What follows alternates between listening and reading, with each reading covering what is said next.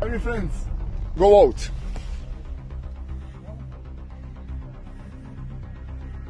Hadi bakalım. Your passport.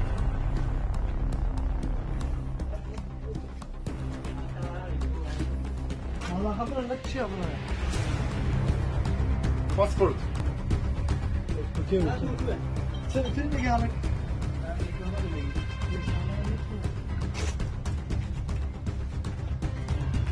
Where are you from? Afghanistan.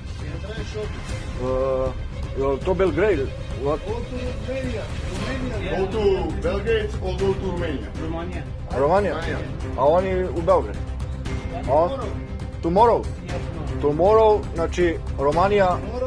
How long have you been there? Yesterday?